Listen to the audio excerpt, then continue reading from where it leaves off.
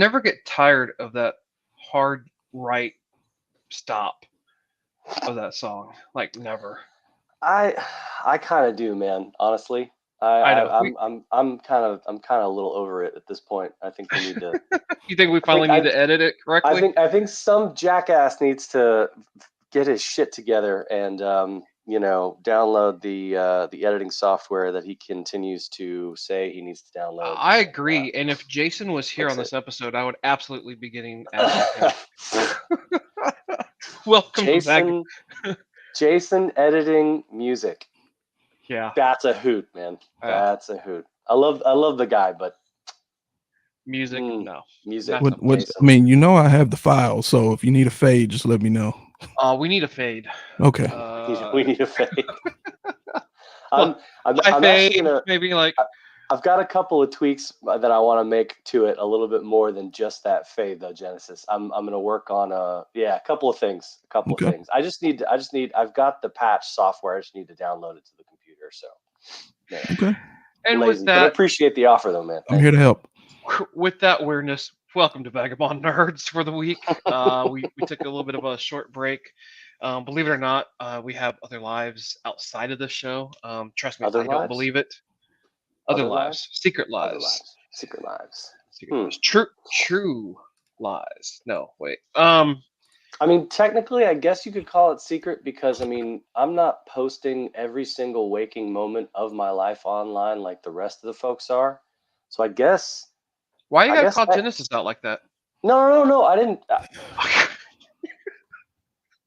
I mean, I posted when I made my breakfast smoothie this morning, and what time my wife left, and where she was going, and I never license said plate number, anything, and I never said that any of that was bad. I just said I don't do that like the rest of these folks do. That's all I said. What do you mean these folks, Sean? I mean these folks. Yeah, I'm feeling some kind of way now that Vagabond Nerds is 33% more black. And all of a sudden there's these folks. So I don't know what's happening here. All of a sudden there's these folks. Oh my gosh! Welcome to the Neapolitan Show. Brought to you. Hey, yeah, look at that. We've got all of it covered. Yeah. Nice. Powered by Titan, of course. Go see our fine friends at Titan Comics. Wrap up that last issue of The Last Ronin, issue 5, on a wonderful story. I haven't got to read it yet because I just picked it up yesterday. But you can see the information scrolling on the bottom of the screen. They are located in Dallas. You can catch them on TitanComics.com. Give them a call, 214-350-4420. They are off Forest Lane in Dallas. And they have all your geeky needs. Oh, I thought he was going to do it. So, look at that. I think we actually got a little family actually following along. Bob, tell Gabe I say hi back as well. He should not be listening to the show because, well, quite frankly, nobody does, and I'd hate for him to be on the outside looking in. So as you guys can see, we have no Sasquatch because he's literally out at a Sasquatch convention. So Troll Lord number 1 is, I guess, talking. He told me where the convention was, and I was like, is there a Dairy Queen at least there in that city so that they can have ice cream? Because that's how small the town was. It's like they need a Dairy Queen. But I think you can only officially be a town in Texas if you have a Dairy Queen. Otherwise, it's not even you can't call yourself a city or a town. You're just a place. You're a stop. Well, and at least 4 guns per person per household, right? Oh yeah, well it's Texas. Well, that's given. I mean, you get that issue. I've got that now. Yeah, you get that issued to you by the state on your birthday. Right. Yeah. You get your driver license. You get your driver license, and you get to pick one. Yeah. No, yeah. As soon as you turn 1, here's your first gun. So turn 1. They send that with the birth certificate, Sean. Is that what you're saying? Pretty much. They're like, all right, you've made it through the first year of life. You've proven you're not a risk. Here you go. Have your gun. Yeah. No, man. I think at that age, it's still a potential flight risk. That's all I'm saying. Risk. Even at 1, man. You ever seen a baby launch? In place of Jason, let's welcome someone who has way more personality to the show, Genesis. What's going Thank you on, for being here, man. What's up? No problem. Oh, No yeah. problem. Like Genesis said, we're now 33% more. How would a Hollywood director say this? We're now 33% more urban. Urban. Yeah. That is how the Hollywood talks. Urban. The Hollywood. What a PC way to say it. Urban. What a BS way to say it. What a BS way to say it too. I don't know, man. There's so much of that stuff is hard to deal with. As far as like way too sensitive about things. You know what? Speaking about being way too sensitive about things, let me just get this out of the way. What could you possibly be talking about, Sean? Yo. So I have not been following any type of Amber Heard, Johnny Depp BS trial, nothing. I haven't seen any of this. It keeps, but I mean, like, it keeps popping up with those like those 30-second clips in my Facebook feed, so it's inescapable. And a couple of friends of mine have been posting as well. Like, I'm so sick and tired of seeing this bullshit online, and they don't care. They couldn't care less about this sort of situation. Unfortunately, the whole world has lost the United States has lost its damn mind over Amber Heard and Johnny Depp. And so we keep seeing this thing. And then first and foremost, I think we all just need to agree, sometimes people don't get along. It just happens. You know, sometimes a couple can't be a couple anymore. So is that really where Jason is? I mean, he's at the Amber Heard. He's at the Amber Heard trial. Yeah. He is Amber Heard. No, he is Amber Heard. No. Sometimes people just don't get along, and it's okay when they don't. And then other times people have a really, really bad toxic relationship, and it's perfectly okay if people split up under those circumstances, and a good idea that they do, and then just leave each other the F alone. No happy marriage, right, Sean? No happy marriage has ever ended in divorce. Never. No happy marriage has ever ended in divorce. If it did, it would be a travesty. If two people were like, I love you, but we have to get divorced, that would be the worst thing in the world. Okay. No happy relationship has ever been like, you know what we should do? Not see each other ever again. That sounds like a great idea, Chet. Way to go. You know, I mean, like, they don't do that.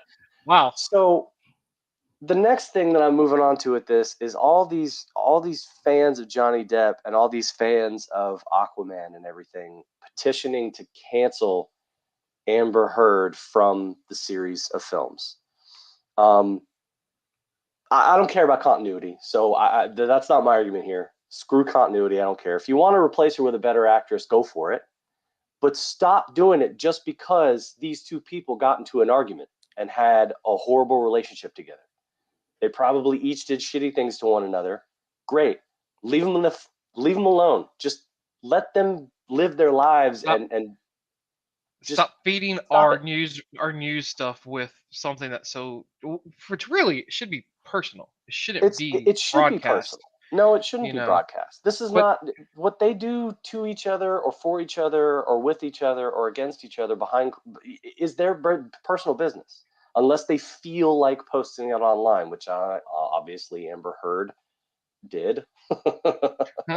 So, I mean, I guess to a bit she's invited this on herself, but at the same time, again, I have no say in any of it.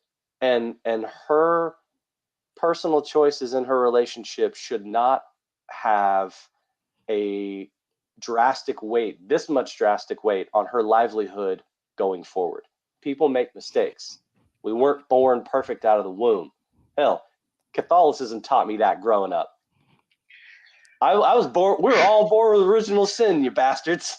We're all screwed. We're all going to hell until you're baptized. So guess what? You're all dirty. You're all horrible people. Wash your fucking hands and get your head out of the gutter and just live your life, for God's sakes. I feel like Sean's been holding that back for a bit.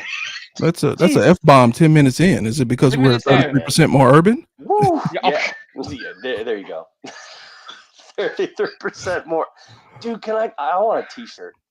33% more urban? 33% more. We'll all wear it whenever I come on. So yeah. so There you like go. Sean, I have not followed it. So I don't really know what's going on. I don't know who did what to who and when. But what I will say is the fact that we haven't followed it means we don't really know what happened. And if it turned out that, for example, Johnny Depp had like beat the crap out of her and he got removed from some movies because of whatever, I don't think we would have a problem with that. So if it is true that she beat the crap out of him, then I don't have a problem with it going that way either, if that makes sense. It does, but I gotta. I'm sorry, Ray. I gotta come back at that. It's like I still, this whole idea that the popular culture can cancel somebody's livelihood for their behavior, is something I think is inherently dangerous, because popular culture has no, or just the people, right? Just people, not a court, not an association, not a board of directors with rules and regulations and things to follow. The court of popular opinion has no set statute of like, okay, you get this much time for this offense, you get this much time for a second offense, you get so much time for a third offense. The court of popular opinion jumps to the ultimate highest immediate: punish them, kill them, do your worst to them, because they threw a bag of empty McDonald's out the window one day. You know what I mean? Oh my God, how could that person not like Nickelback? We have to cancel them. Not that scenario would ever exist. Slow down. I like Nickelback. So, and we're now 33% less urban. Hold on.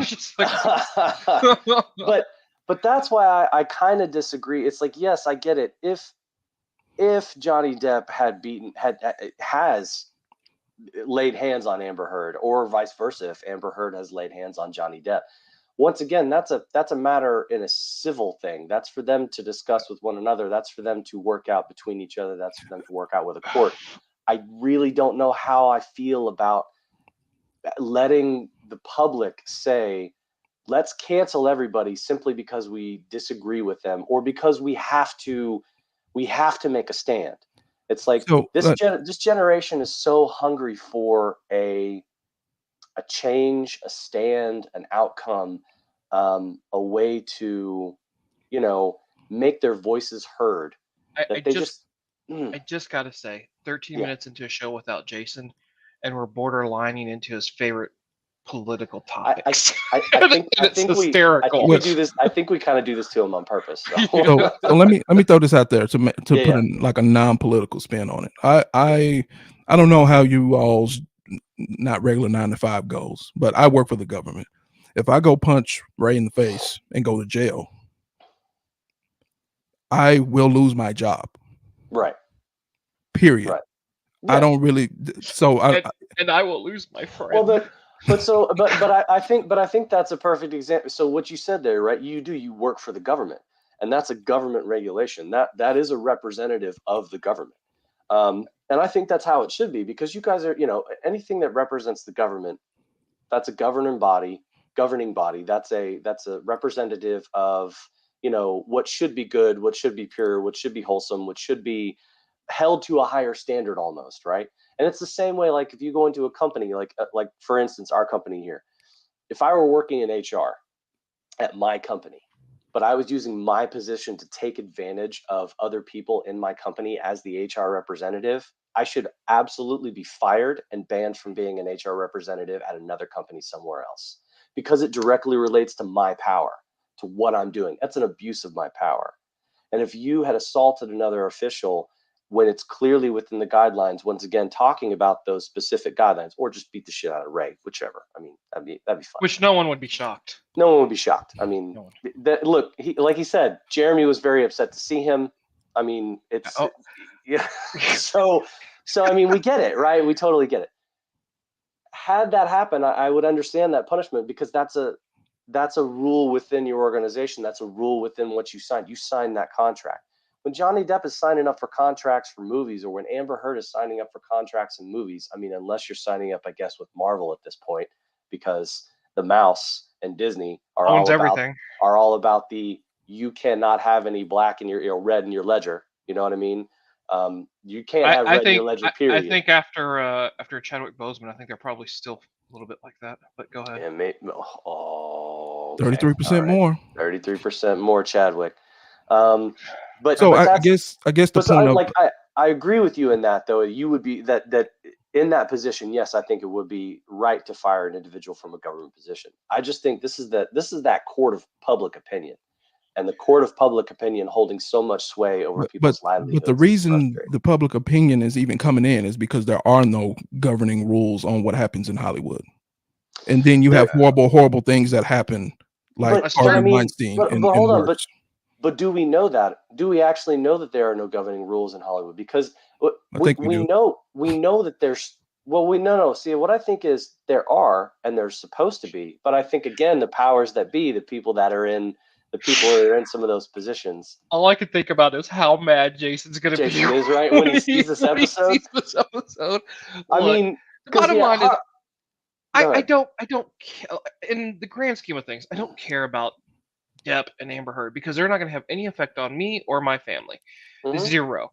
I will say I've listened to just a little bit because I thought it was funny that the psychiatrist that saw both of them in couples counseling never sided with either one. They said there's emotional abuse provided by both sides, which is unfortunately something that a lot of marriages have that no one really talks about. But they did take it to an extreme. Right. But no one can prove, she couldn't prove, or whoever the psychologist was, couldn't prove any physical actions. But that they were both bad or whatever, like to each other, yes. And so when you get out, I think my bigger problem with some of this stuff is I know that we say stuff in jest. I know that if I text one of you guys with something completely random, and I've done it with Sean, I've done it with Genesis, I've done it with Jason, where it is absolutely inappropriate to say, but I've done it just because I know how my party on the other end is going to take it.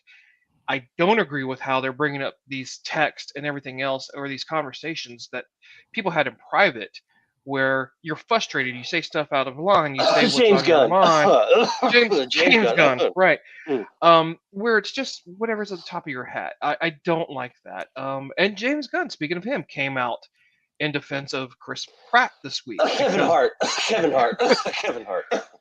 with the Oscar. All of that. Just if you're gonna why am I being held to that standard? Hey, you're in the public. You're in the public limelight.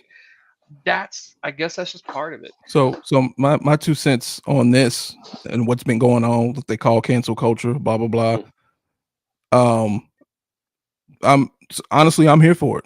Why? Because there's another 5'2", 33% more urban comedian that can do the Oscars. I don't care if you want to say you want to act like that. These are the consequences. There's another 5. How tall is he?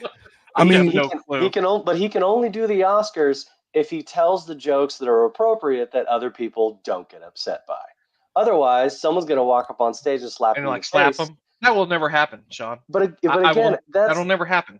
That would never happen. And I think, to me, that's why I don't appreciate the cancel culture part of it. Because, again, cancel culture takes things to the extreme.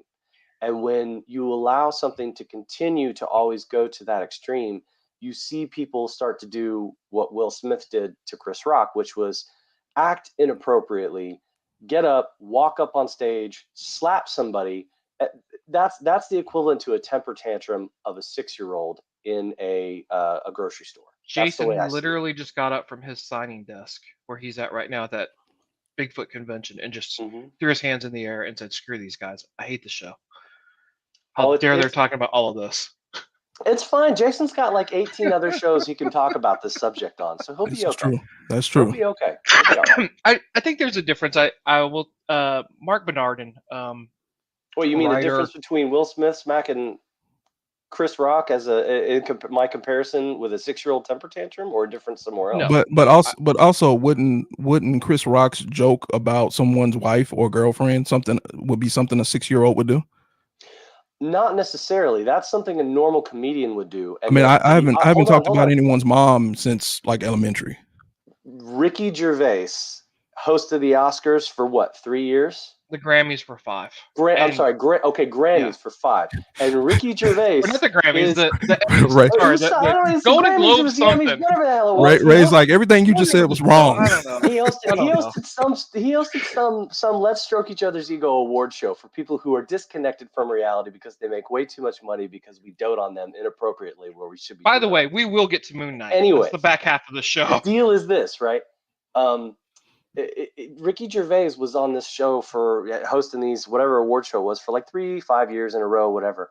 His jokes and his comments were so much more abrasive than a throw. I mean, what Chris Rock said was a throwaway joke. It was the end joke, a quick run, a sentence, and it was almost congratulatory because honestly, if you look at the G.I. Jane movie, G.I. Jane was a phenomenal movie. It was all about women's empowerment. It was about a woman becoming the first woman in the Navy SEALs. It was Navy SEALs, and it was about the strength of a woman and her ability to overcome all this other machismo bullshit that people forced on her. And she's like, "Screw you! I'm just as good as all of y'all, and I can beat ass like the rest of you can, and I will do this." Yeah, but the joke was not about that. The joke was about the fact that she had her head shaved. The joke was about the fact that she had her head shaved, but again, so did Demi Moore. She had her head shaved in the movie too. But not for the same reasons. Once again, throwaway joke. I'm sorry, but if Ricky Gervais can stand up there and introduce Mel Gibson with a joke, an anti-Semitic rant about him, and him coming to, it's like you wouldn't slap somebody for the anti-Semitic rant, but you're gonna slap someone because a woman was offended that he made a joke about. But also, how long ago was this? I don't know. Like I said, like 3 years, 5 years ago. It was at the height of the Me Too movement with Ricky Gervais, especially with the Jeffrey Epstein lines he was throwing out to everybody, like where you've got people just like not saying anything. His exact response to it was, after he said the joke and everyone was kind of like silent, he just looked back at the crowd and goes, "I don't care. This is the last show I'm doing for y'all." Oh, I don't care. I've seen that clip. Yeah, I know what you're talking about now. And that's the thing. Like, but that's what I'm trying to say is, comedy. But he was more calling out the BS that was happening in Hollywood for most of the set. He was actually calling it out and highlighting it's a social BS. commentary. Yeah, he was making a social commentary, but it was a horrible joke. Yeah. Like, and that's how Ricky Gervais' comedy has always been. He will call out the most, not raunchy, but because he's not really raunchy, but he can be offensive in his comedy. That's part of how it goes.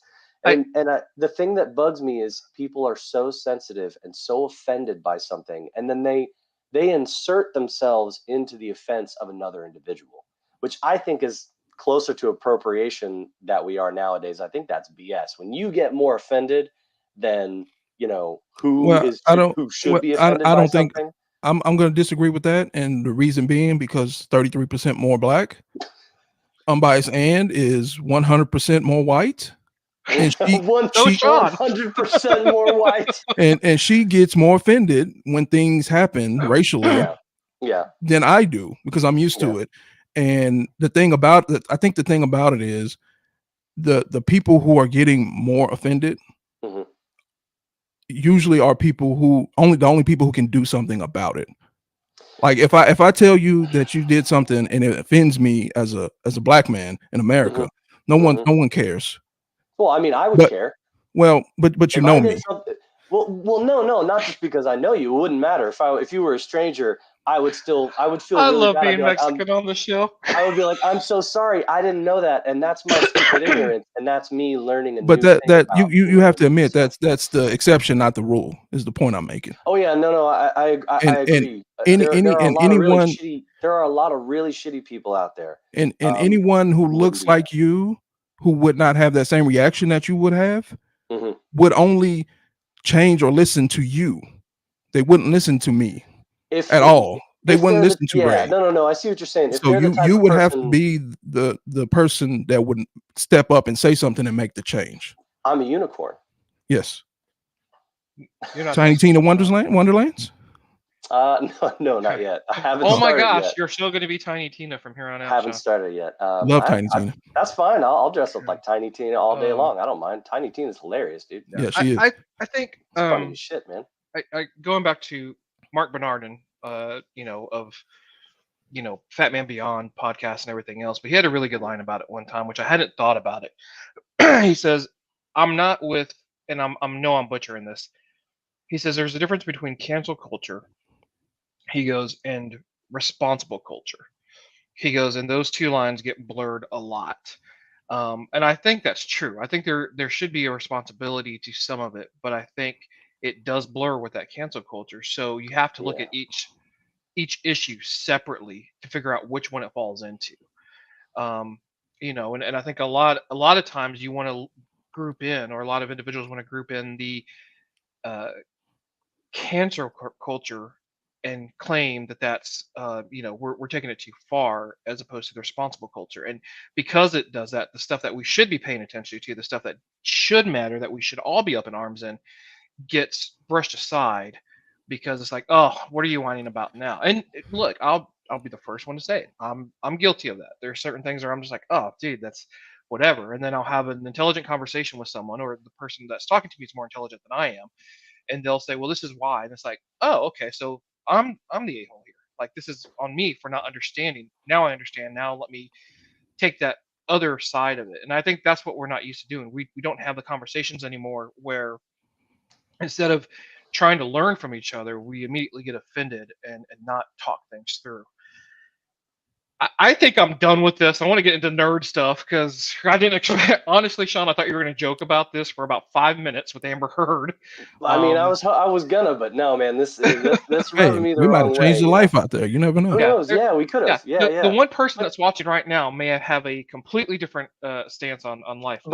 But I love the way. But yeah, dude, I love the way you said that. And I mean, I know you were paraphrasing a quote from from the Fat Man Show and everything. That's Sean's version of saying you got that all wrong, Ray. That's the payback. That's the payback.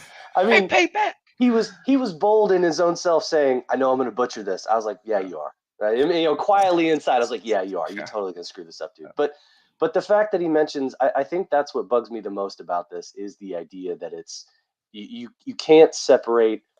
There is a responsibility we have to correct and right the wrongs in this country and in the world, because everybody deserves a free shake. It doesn't matter who you are, sex, religion, born in it, you change yourself to it, whatever. I don't give a crap.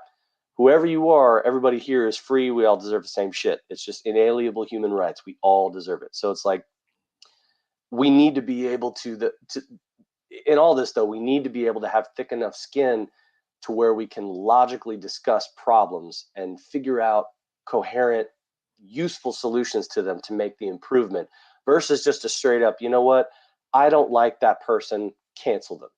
But I feel like that's also putting a lot of pressure on the victim in these cases.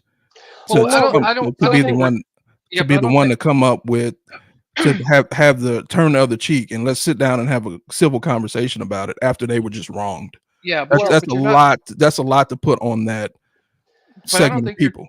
I don't think you're talking about that. I don't think you're talking about the victim. I think what you're talking about is trying to avoid becoming the victim and having those discussions prior to an event that takes place. Like, that's what I think that leads to, right? You're trying to have these ideas out there, and in a way that everyone can talk about them, so that those events that you're talking about, where someone does become a victim of whatever wrongdoing happens, it doesn't happen, right? That's what you're trying to avoid. Now, unfortunately, we do live in a day and age where someone unfortunately has to be victimized in order for us to wake up to whatever the surrounding matter is. I mean, that's what the whole Me Too movement was about. Someone was victimized, and we just had to finally get there. Yeah, for it to get the attention that it absolutely deserves, it has to be something outrageous, which is sad. Is ridiculous. It's very sad. It shows that we have a really horrible short ass attention span.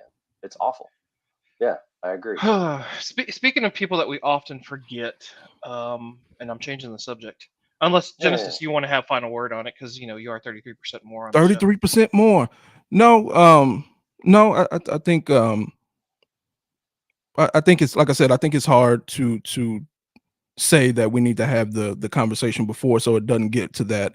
I think the conversation has been had for years and years and years, and on decades. Women's rights, gay rights, civil rights. that conversation's been had for decades and decades and nothing happens. So people just get more and more angry. And the main thing that we have to fight with is our wallets. So just to bring it back full circle, take Amber Heard off, or we won't go see your movie. That's the power that the masses have. Yep. There's nothing that they can do. There's no protest. There's no government official that they can go to. There's no one in Hollywood that they can, governing body that they can submit a strongly worded letter to that's going to change anything. And again, I'm not saying that she should be taken off. I'm just bringing it back full circle. Oh yeah. This is what we have to fight with. I wish I had my wallet on me. I don't. I don't either, man. I would pull it out and say, it's really weird. Wave it at the screen. Hell yeah. That's all we have to fight with. Right. I like to thank the Academy. Vagabond Nerds won an award I didn't know about. Well, we didn't win anything. He probably this is something that I will always keep, that my kiddos got me. That's hey. Oh, that's nice, man. That's cool. And so yeah, like that to me, that's my world, right? Like when they acknowledge whatever, even if I feel I don't deserve it, that's when I'm just like, tears roll down, unicorns fly across the screen, Sean flies across the screen, whatever the case. But the rumor to it is that Amber Heard now has apparently only 10 minutes worth of screen time in the latest Aquaman movie that's coming out. Don't really care. Leave the 10 minutes in. Leave the 10 minutes in. Who gives a shit? Again, we'll see. These two individuals both did crappy things to each other, and I don't think any of it rises to the level of like spousal abuse or anything. I think it was really just a shitty marriage. These people need to just be left alone, divorce each other, move on. And in one case, it was literally a shit of a marriage. It was. She went on the bed. She crapped in the bed. God, I hate to do this and segue into this comment, but I want to do this before we get into funnier stuff. Neil Adams, comic book legend Neil Adams, artist, passed away 2 days ago. And for those of y'all who don't know, right, like we're talking, Batman artist, Green Arrow, Green Lantern artist, some of the best runs in comic books he was a part of. Actually, very much what we don't have. The Dark Knight Rises, or even Batman Begins, that whole Nolan trilogy, without some of the stuff that he was doing back on the Demon's Head, right, which was Ra's. So that sucks, right? Like I felt like we've lost some really powerful creators. And how he was 80.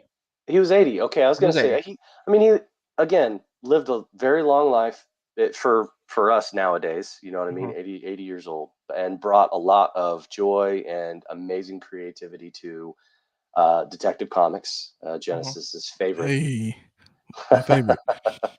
But no, seriously, thank you for all thank him for all he did. He did a great job, and one of the first artists that I remember seeing, right?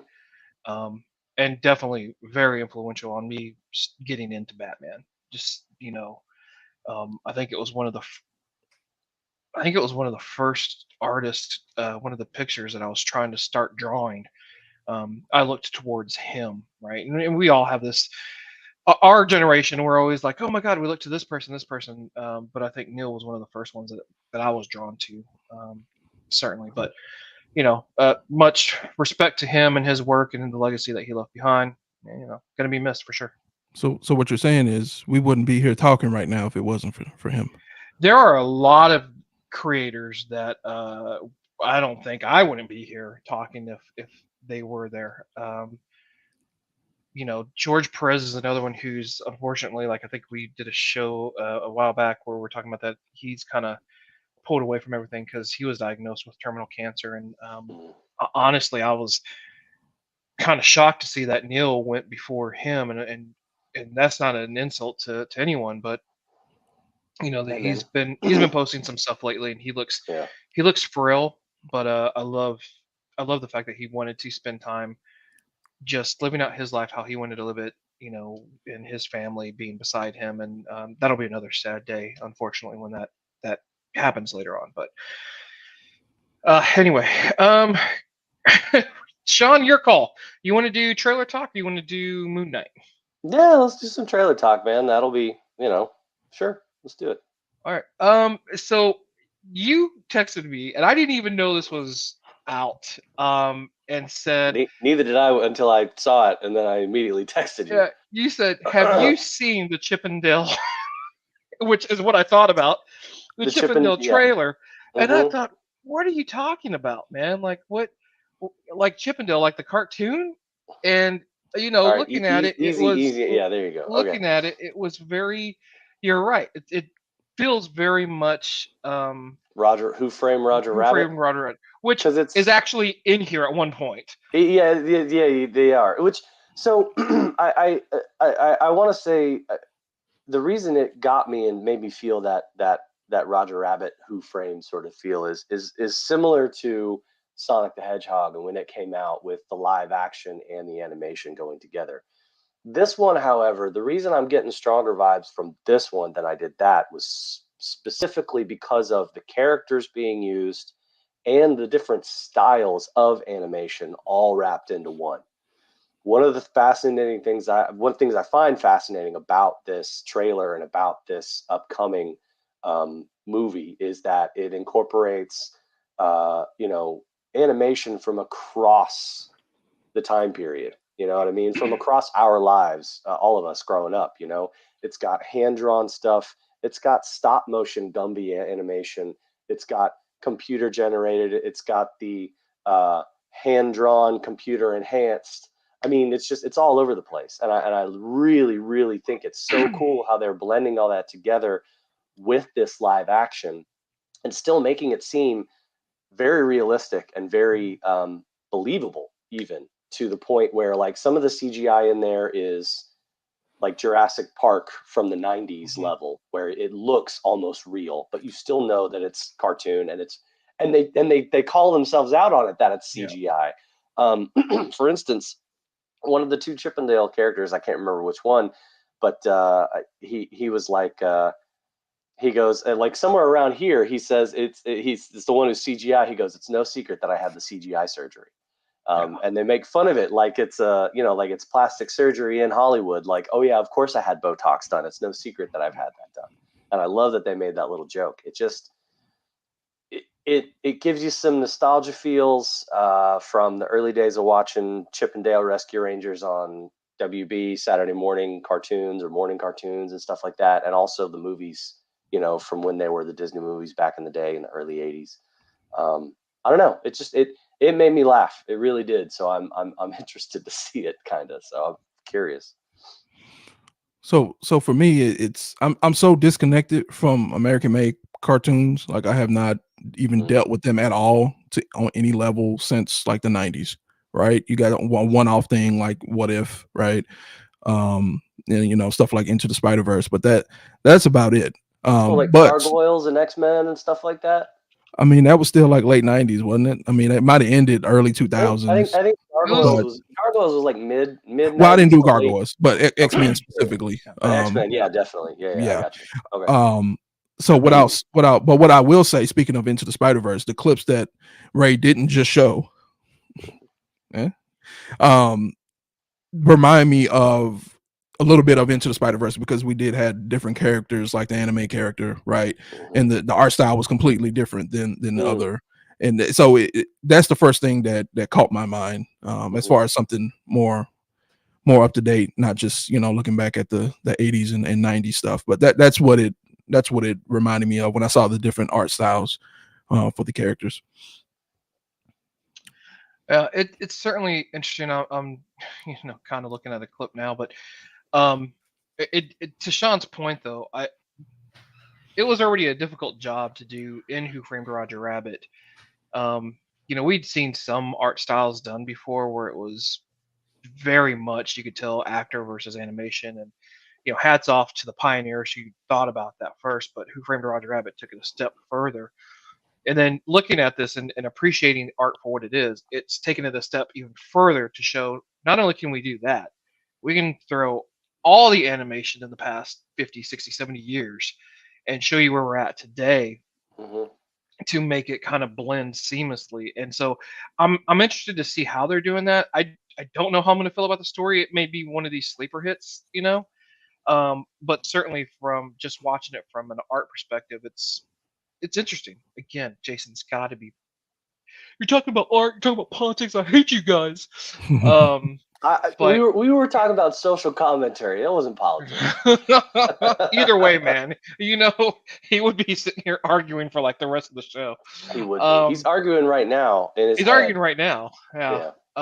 But certainly, I'm interested in it just to see how it plays out. It does look like it's got some funny moments, and I think one of the ones was like, "What CG was this?" And he was like, "It's the one that looked very, very real, but still was not right."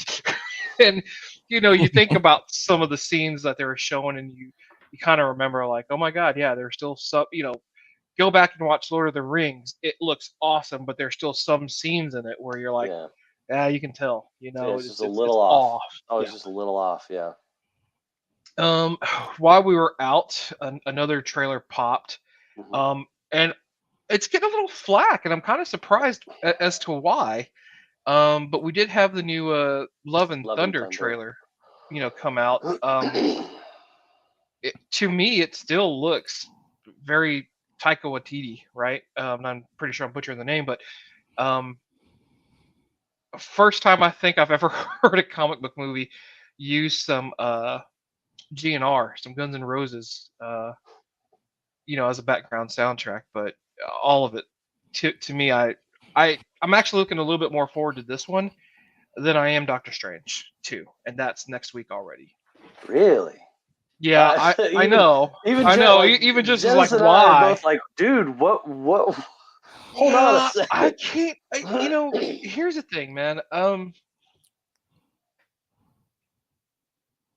I do like the multiverse aspects. I do. Yeah. Trailers I've seen, the X-Men that they're going to be using for it is fantastic and all, but I kind of like just that singular story. I'm starting to miss those. I'm starting to miss when I don't have to worry about 18 other people or anything else in it. And I think it's interesting when we have a scene like this, where first off, Natalie Portman looks absolutely ripped, and to me that's not Natalie Portman per se, but that singular story kind of being told prior to everything switching over, which is both, I think, a blessing and a curse from Kevin Feige and the folks over at Marvel, because I don't want to have to watch everything to understand something. And to me, the greatest example of that is Eternals. But I think that's why I'm looking forward to more of Thor than I am more of Doctor Strange, and I know he's gonna be bouncing around seeing everybody. So I didn't have any problems with the Thor trailer, especially some of the worst MCU movies have been Thor movies. So this is like, I'm like, okay, this looks like it's going to be a good movie, right? Doctor Strange looks like it's going to be a great movie, and so but Ray, to kind of counter your point there, the reason, to me, that last scene with Natalie Portman was a miss.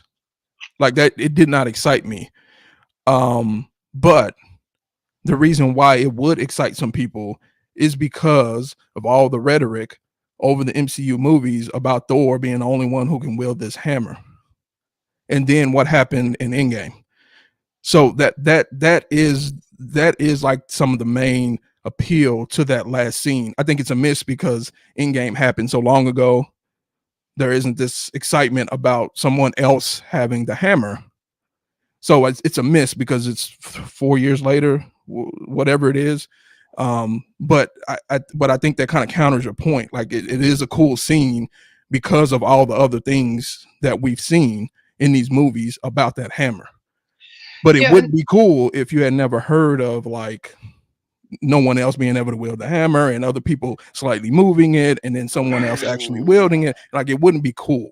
Yeah, but I mean, Vision did hold the hammer in the second Avengers, Age of Ultron. Age of Ultron. So I mean, I think we got, which was a good, funny little just throwaway moment, and it wasn't a throwaway. It wasn't a throwaway moment, but the way they delivered it was a throwaway delivery, which was why it was so good. But I kind of agree with Genesis. I would, but for me, it's not that it didn't excite me. The reason I'm a little less enthusiastic about it is because I would have preferred them to do a little bit less of a shot of her in it, and more like it would have been more interesting to me to have seen her like to have like seen the hand catch the hammer, but instead of showing her from the front, show from the back, and then you just see the hand come down and it's long hair, and you realize, oh, it's Natalie Portman, but you don't actually see her fully. So it's almost like a teaser to bring you into the movie and make you want to go see it. So as Genesis would say, whenever we talk offline about this, quit making stuff better, Sean. Quit making a better trailer. But like I said the last time I was here, that's an ANX rule. That's an ANX Gamecast rule. We're on Vagabond Nerds. We can rewrite the whole sorry, excuse me. lines and everything. Love it. But love it. no, I'm not. I'm interested to see it because of the Taika Waititi humor in it. It's going to have that Thor Ragnarok humor that Taika Waititi brings to it, and that's going to be fun for me because it is a little bit more light. It's going to be enough. It's going to be lighthearted. Yeah, I think right there. It's going to be good. You know, am I excited for it more than Multiverse of Madness? No, but the reason I'm more excited for Multiverse is because we don't have this is the first real Doctor Strange sequel to our first one that we saw, which was the first one was nothing more than an origin story, and then we just had him slightly interspersed, or even more so, like very, very heavily interspersed into some of the other movies. But I'm more, the reason I'm more interested in this is because of, you know, this being his sequel, his official sequel, and also because we get to see Wanda in a greater capacity. I'm really excited to see Wanda and Strange working together. And I hope that there's a lot more of her in this movie than I expect them to have put in. I hope it's more almost like a Wanda and him the entire time versus just Stephen Strange and then like interspersed with little bits of her here and there. So I don't know. Totally off topic, but 100% white keeps closing and opening the door. So 100% white keeps opening and closing the door. Yeah. Okay, Hi. I'm on board. Yeah, hi. Yeah. I love it. I was gonna start talking about the Jurassic World Dominion trailer, the new one that just came out. I don't think I'm gonna waste time here. Go watch it. What more can you say? It's dinosaurs again. I'm in for it. I think if you're a Jurassic World person, you're gonna go watch it. Yeah, that's. I don't think we need to show that one. Okay, so finally, after about 50 minutes here, Moon Knight. One of our friends on Facebook, and I say friends on Facebook, but we actually do talk to them quite a lot. We have dinner with them. But Ben Dunn of Antarctic Press posted. It just made me chuckle. I know he's not the only one with this opinion, but basically he posted, you know what I'd like to see in my Moon Knight series? Moon Knight. And all right, I gotta hand it to him. Like, that's a true statement. Like, we don't have a lot of Moonlight. I don't think this episode 5 and most of episode 4, we really didn't see Moon Knight in action. And I think, is that, before we really kind of delve into episode 5, is that a problem, gents? If you ask my wife, no, not a problem, because she is tired. She is very, very unhappy with the quality of the animation of the Moon Knight costume. For some reason, the flapping of the animated flapping of the cape and cowl makes her very, very unhappy. To the point where I have to look at her and go, "Could you stop talking out loud and ruining this for me?" And I love her to you're death, 100%. and I love her to death. So, but it's like I get where she's coming from, though. Yeah, and I do understand that, because I mean, I'm a very visual person too, and we all know how vehemently I've mentioned, trying to do like Akira live action, and how I feel like that would be a disservice to the story, because I don't want to see Akira live action. I love the effects that they can do by drawing it, and I find that's much more believable, taking me out of something and pulling me out of something so I can't suspend my disbelief. That's a problem for me. But I do agree. I personally would love to have seen more Moon Knight, because what we're getting instead is more of a psychological delve into somebody's break, and this result of child abuse. You know what I mean? Yeah. And As we come to find out in episode 5. a fractured family. Child abuse in a fractured family, which, gotta hand it to Marvel. They love to root their characters in dysfunctional situations and people who have to deal with real life consequences, which again is more why I like Marvel over DC. You're welcome, Genesis. So you're saying his mom doesn't have a trophy like Ray does? Oh, no. Not unless she's going to hit him with one. No, yeah, and I think she did actually at one point. I think she may have, man. Yeah, he does not have a world's greatest mother. But it was heartbreaking. So, but it was to your point, from that point of view, the drama and the acting that I just forgot his name. So shame on me. Oscar Isaac. Oscar Isaac. He's been phenomenal, playing different sides of love that the same character. Would love to take that man out to dinner one night and just have a chat. Yeah. So I give him a steak. I'll get him a steak. All right.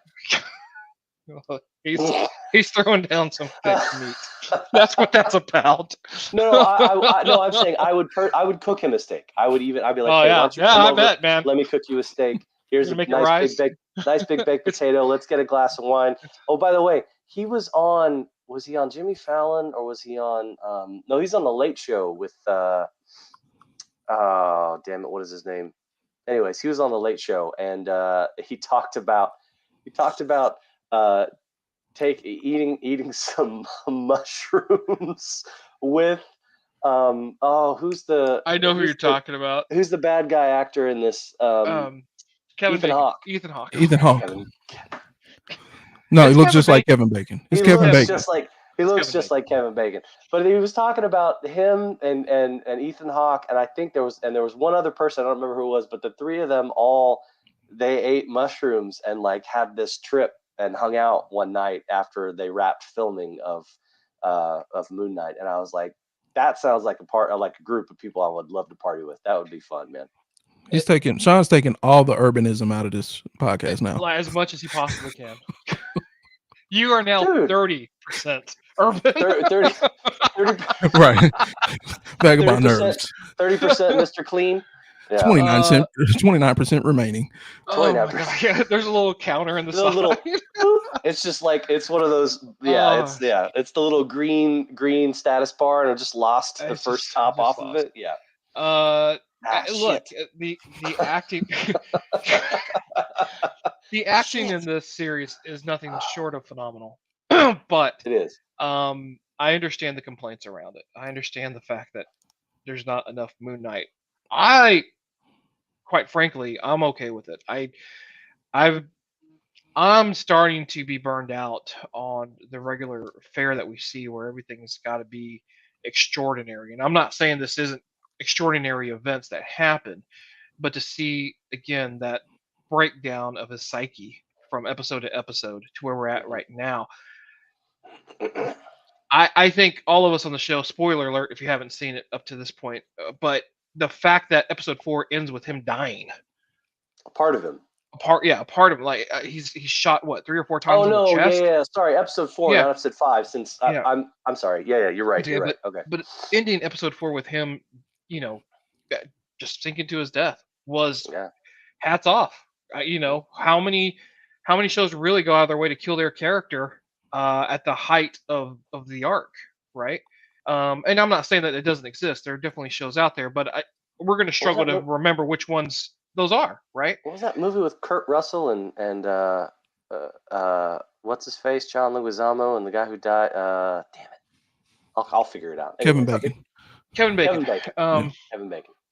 Which, by the way, even in episode 5 where he's playing the psychiatrist, it still looks like Kevin freaking Bacon. It still does. It still does. It actually looks more like Kevin Bacon now. It's crazy how Ethan Hawke has become Kevin Bacon in his old age. I think it's Kevin really Bacon. Strange. I think it's Kevin Bacon. I think strange. they just said, "Hey, can I borrow your name for a minute?" He said, "Okay." And dude, we need to write a movie for the two of them that they're long lost twins and they find each other in their old age, and one is a secret agent and the other is just a normal guy. So basically we take the plot of Moon Knight, right? These two guys. I was going to say take the plot later. The what is it? The flight attendant, I think, with Kelly. I haven't seen that. Yeah, but with Kaylee Cuomo. Harley Quinn. The one with Harley Quinn. There you go. Yeah. So I'm gonna take this to a weird place. Like, does Kevin Bacon still act? Because I feel like I haven't really heard his name since he made that, like, the movie where he was like a pedophile or something. I understand your problem with I could see how that could end someone's career. I could see how that could end someone's career. You got to stop looking for Kevin Bacon, Genesis. He's now under the stage name of Ethan Hawke. Ethan Hawke. His stage name is Ethan Hawke. Google. Yeah. Oddly enough, another weird fact about Kevin Bacon. Him and his brother have a folk band together that they've been touring around the United States for like the past 10, 20 years. They've got like 11 albums together. Is the band name Ethan Hawke? Yeah, that's the band name. The folk stories of Ethan Hawke. Do that. They need to do that now. Yeah. Anyways, no, I know that they're Bacon Brothers. That's what it is. Bacon Brothers. I mean, how are you gonna by Ethan Hawke. On? As sung by Ethan. Okay, let me. Ethan Hawke.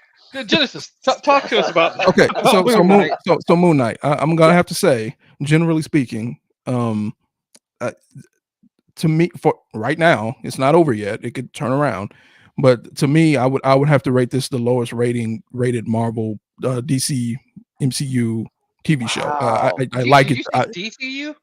You do know that CW just canceled Batwoman, and you're saying this is below Batwoman? No. I didn't say DCU. Oh, okay. Yeah. No. I didn't say I don't care anything about that. Right. Okay. But so here the acting is great, but some of the problems between Mark and Steven, I don't like their interactions. I feel like he's not really playing off of himself really well. Like individually, if you take the performances, it's like, okay, that was a good job. But when you see them both together on screen, it's just like, this isn't really working for me. And some of the dry humor doesn't really land, or whatever type of humor this is supposed to be. Sometimes you miss it. It's just so quick and, random. It's just like, oh, he just told a joke, but it's Steven, right? Steven, the one who tells the jokes, Steak Man. It's like, it's some of the stuff is just missing for me. The other problem I have with the show, I agree, there's not enough Moon Knight in it. But the main problem I have with the show is just that it goes on it's a roller coaster. Every episode is like completely different than the previous one. And a lot of people might say, oh, that's a good thing. It's taking me on this ride, on this roller coaster that I'm not enjoying. It's not a fun ride here. It's not, there's no cohesive.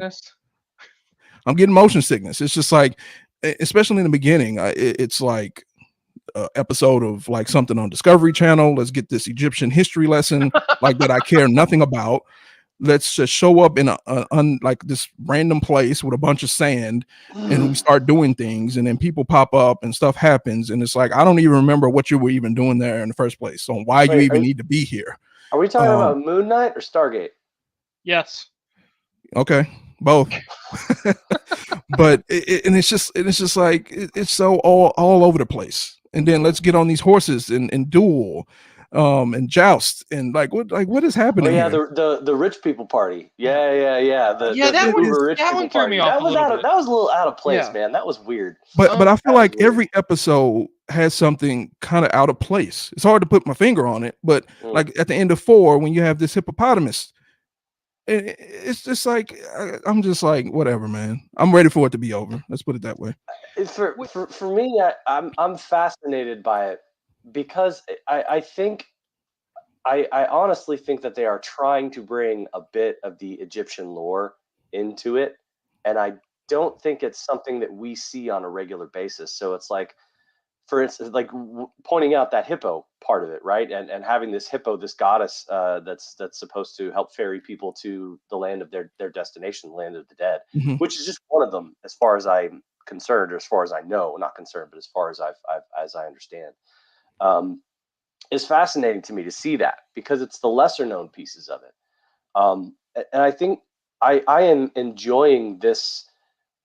I am enjoying this show more because of its lack of sensationalism, because of its bigness, because of its more realistic focus on these people. You know what I mean? And the fact that it's him struggling with himself, but also all these people around him. The thing that kind of the thing that I have to say is weak here is the way these people react to his mental breaks.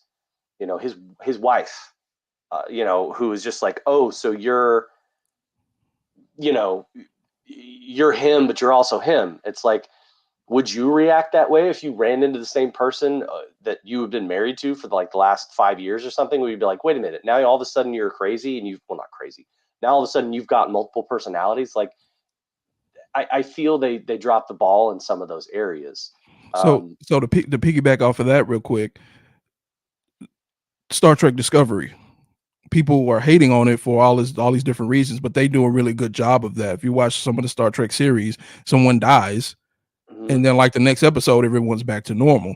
But in Star Trek Discovery, it's not like that. Like, people are literally breaking down. Like, they talk about why is everybody crying all the time, but it's like 5 episodes later, and it started. They show the effects of a war, or the healing, and they're showing the effects of losing a cast, a cast.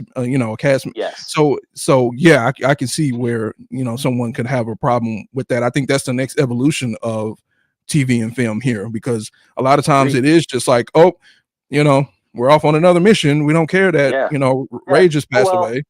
And it's just like, what? Yeah. Like, sorry, Steve's dead. Oh, well, let's keep on going. And there's like, man, I love Steve. And they're like, yeah, but he wore a red shirt. And you're like, oh, of course he was going to die. Okay. And then you just keep on going.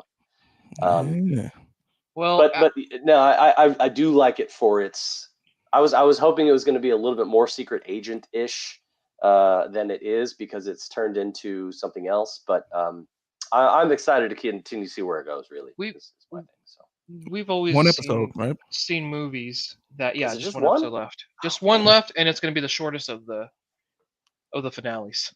Damn, that sucks. So that brings me to the question: we always talk about movies, and I'll get to you in a minute, Genesis, with the Batman. But we always talk about movies that might have been served better as a series. I think this is a series that might have been served better as a 2-hour film.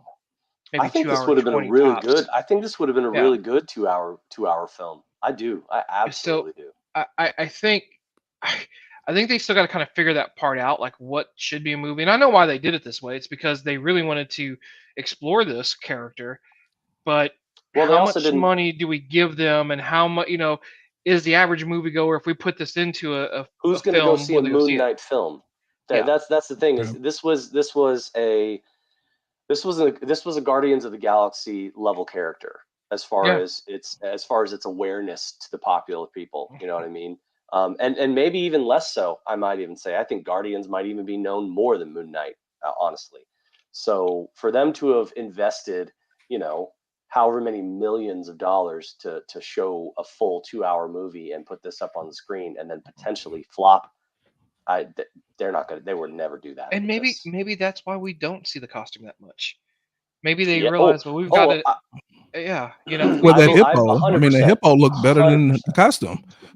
Yeah. Well, because the hippo was also part real. You gotta do it right. The hippo's got to be done right. Seeing the prop they were using for the hippo to get the imaging off of it for the CGI on that, I mean, it was very detailed. It was a physical prop in some instances. So, but I don't know.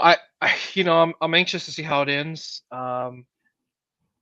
What I don't want to happen is to have 30 minutes of Moon Knight being Moon Knight, and then we completely forget everything that they were building in these last few shows about him being an individual or him going through a crisis.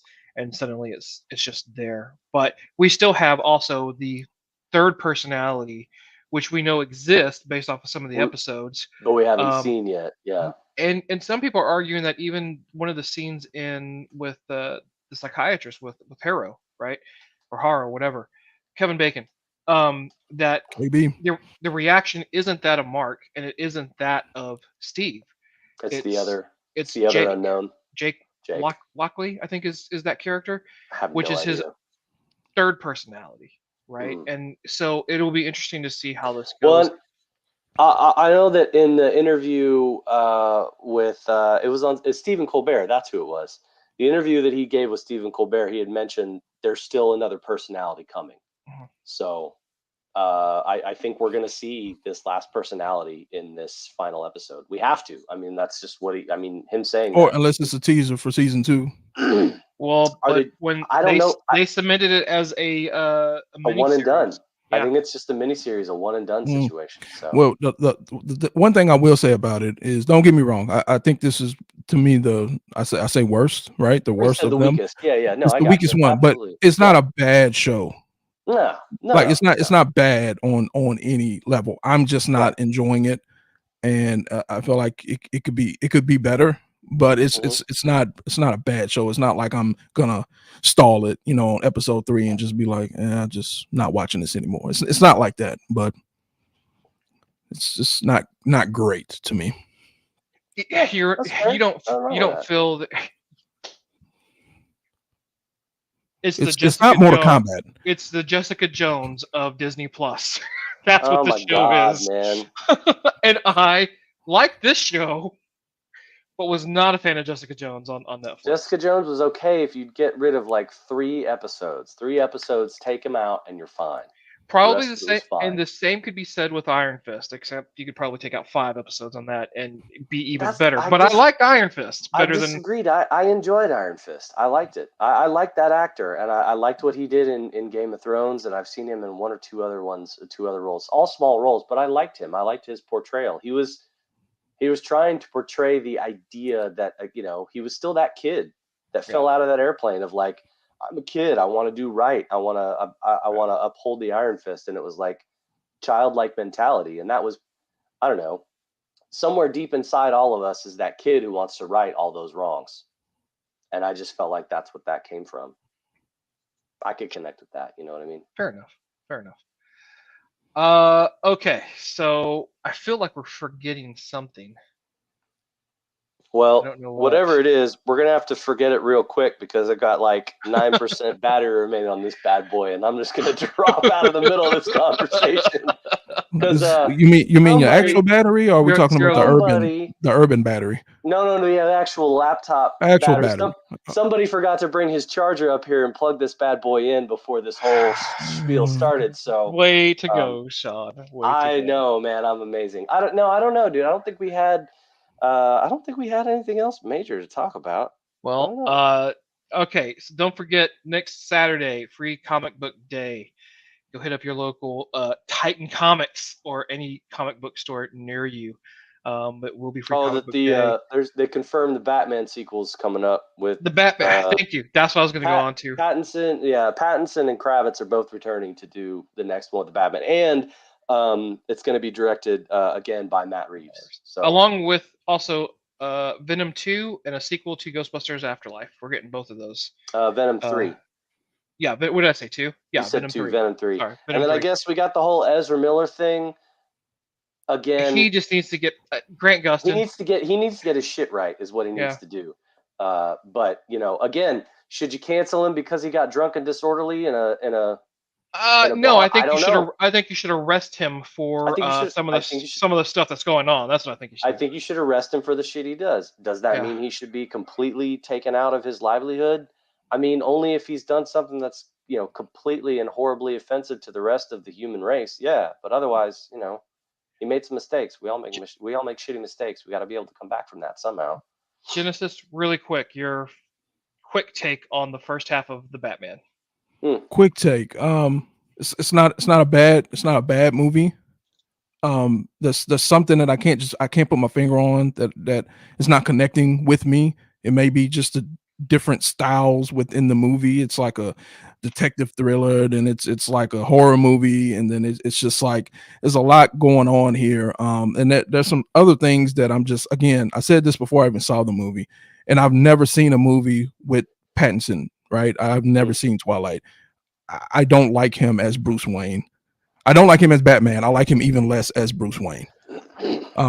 So I'm just not feeling him or his energy at all, as far as being Bruce Wayne or Batman. So that's not connecting to me. I guess the main hot take that I would have is that you could have made the same movie and took all the Batman references out of it, and you would have had a good detective movie. There's nothing I'm seeing yet that leads me to like superhero, save the day, anything like that, where it has to be Batman, right? There's nothing happening there. So that's Speaking of nothing happening, I think Sean. Hey, wait. Oh, there he is. Look at that. Hold on. I got him. Hey, buddy. We can do this. Okay. Hey. Keep going, Genesis. Yeah, keep going, man. Well, like I said, that was just a hot take. I think you can remove all the DC references, and it's just like you can just make a normal detective kind of drama,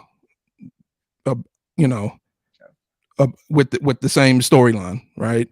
I can see that. Drugs and corrupt government and serial killer, and I mean, I gotta say, for this, I really do. I really loved the detective aspect in this. Mm-hmm. The fact that you see him being that detective, which is what Batman always was. He's a detective, and seeing him actually, Detective Comics, exactly. Detective Comics. Seeing him actually do that on screen, we never get to see that. We've never seen that before, not like this. So I thought that was really cool. Bit in The Dark Knight when he's trying to do the ballistics. Yeah, but that was always kind of just like throwaway. Like you see him do something and you don't really realize that he's like in the background. Basically, he's already figured it out.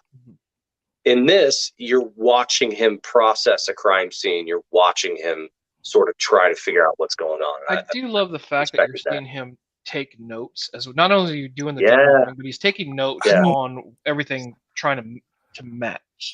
I don't like that part, but the reason I don't like it is that you're like, how much is he worth? Anybody? Just a random number? I don't. It's just ridiculous amount. He's a billionaire. Let's just say he's a billionaire, right? Yeah. Ridiculous amount. He has enough money to buy Twitter.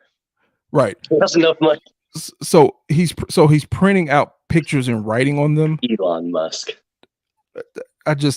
Something he's printing out a bunch of pictures and putting them on the floor and using spray paint to. I'm just like, what is happening here? Hey, maybe he's just taking a line out of David Bowie's approach, man. David Bowie used to do that with his lyrics, write them all in big pieces of paper and lay them out, rearrange them in different ways to get the right song. Yeah. So I'm just like, aren't you rich? What's happening here? Aren't you rich? There's no better way to do this, like on a computer. The biggest problem you have with it is that he doesn't have a laptop out there where he can type this in. It's like, you're part of the 1%, and the best you can do is a sticky pad and a pen. Yeah. You got these badass contacts, and you're gonna come back at me with some markers and paper. No, thank you. Yeah.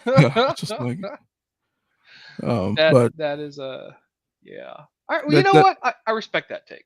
I think that has been the first DC comment that you've made where I'm like, oh, holy crap, and I love this movie, man. I love the Batman. So, yeah, well placed, well said. You got to finish it. We got to have that conversation. Yeah. I'll tell you, I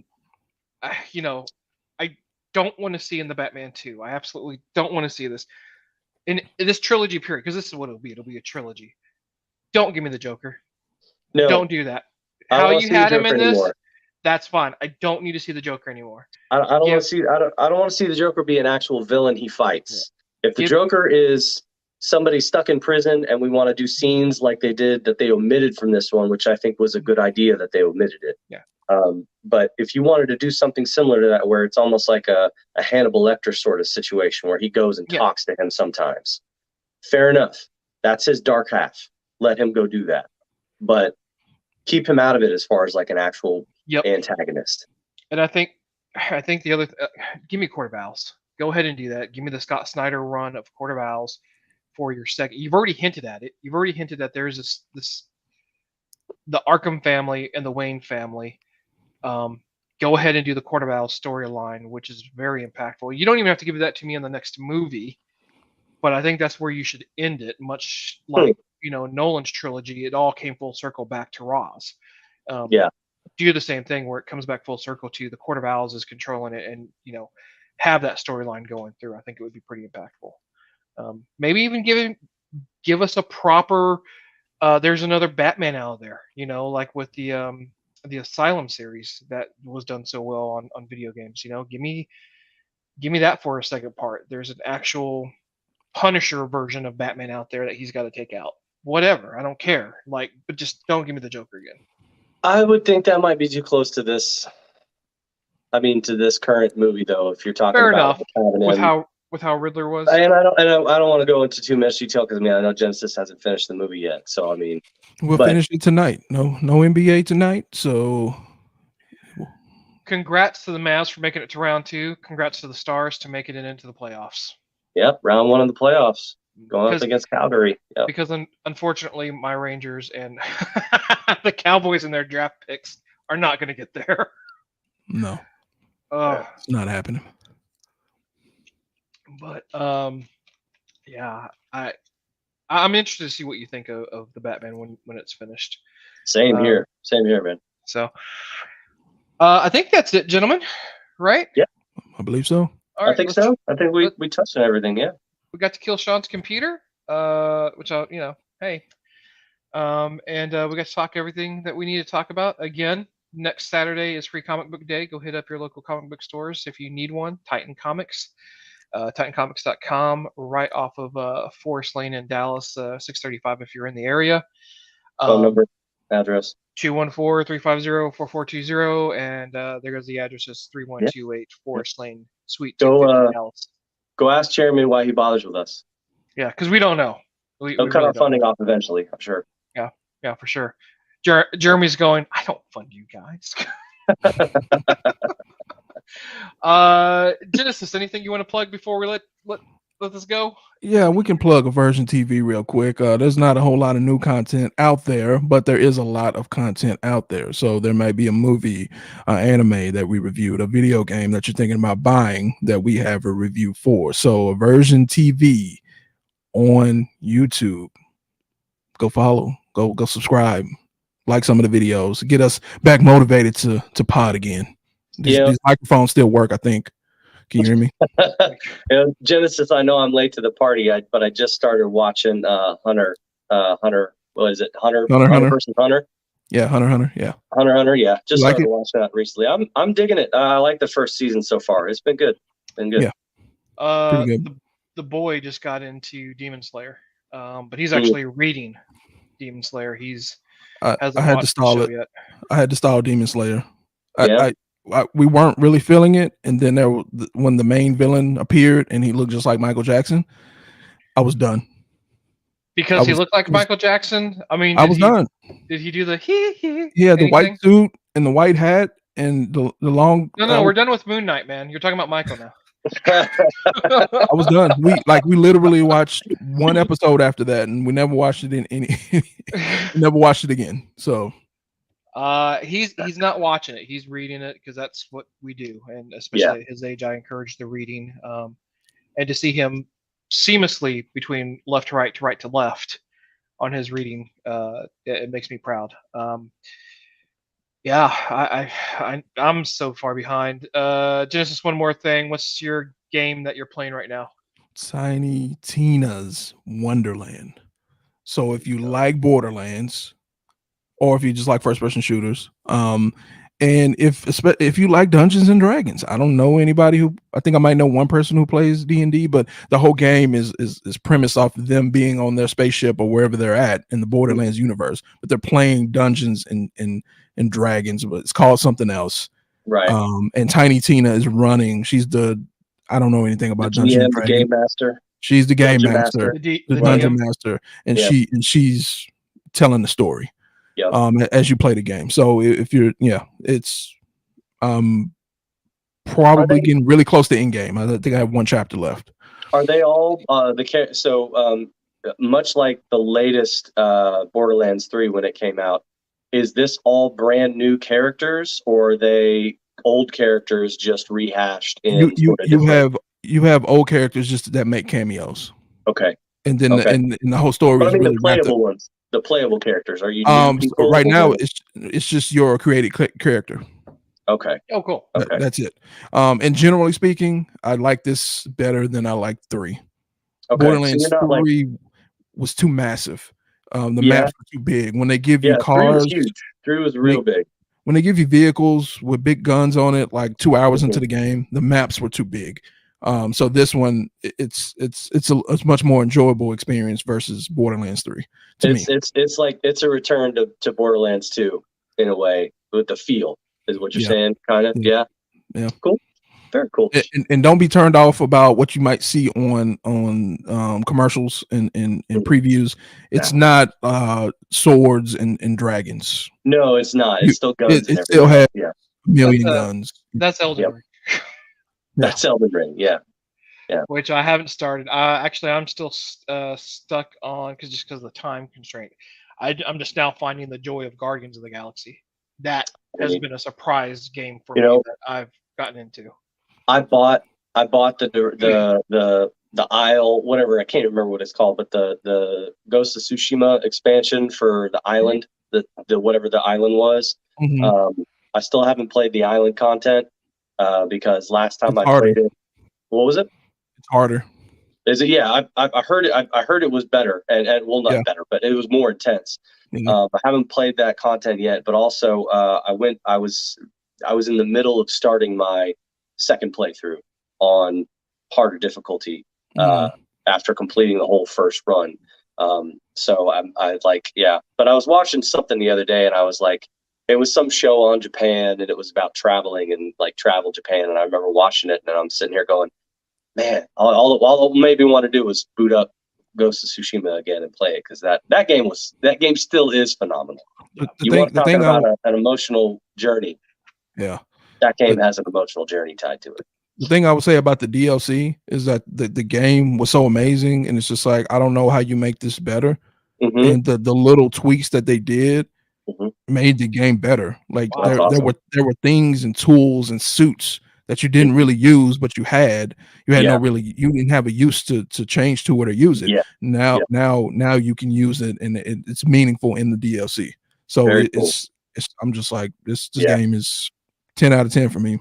When I finally figured out how to do the loadouts and make a quick swap of everything just by going in and selecting one suit of armor, and it changes all your perks, it changes all your weapons, it changes everything, and it's immediate focus, dude, that was life-changing. You go into a battle and you hit pause real quick and you change, which would be really funny to see in real life, because it's not possible. Or the fact that you can this game is great. Or if we can see it more in Moon Knight.